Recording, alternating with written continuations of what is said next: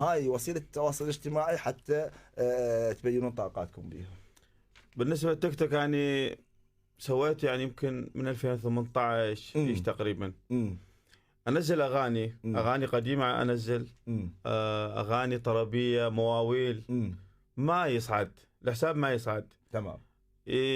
مشاهدة 100 120 هيك، يعني قليلة فد مرة. جميل. قاعدين أنا وجماعتي شلة المعزوفة. تحياتي شلة المعزوفة. اي نعم.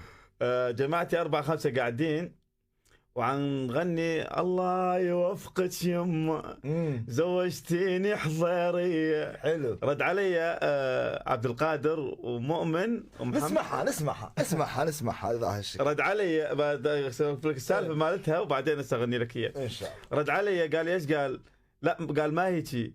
الله يوفقك يما زوجتيني جبوري. عاد حورناها على العشاير وصورناها، يمكن يعني اشتهرت بالاغنيه. اذا العراقيين دائما يميلون يتعصرون. صح.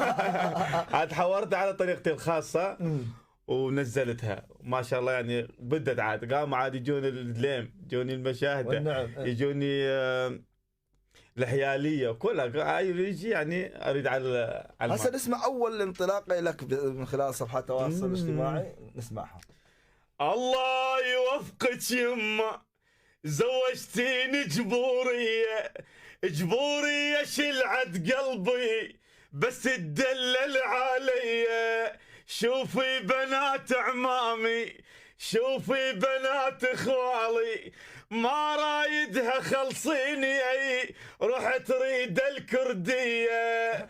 مولود وعايش بالريف واطبع الريف بدمي، يا يما بعين شوفي محلها البغدادية. شوفي بنات عمامي، شوفي بنات اخوالي، ما رايدها خلصيني، اي روح تريد حيالي.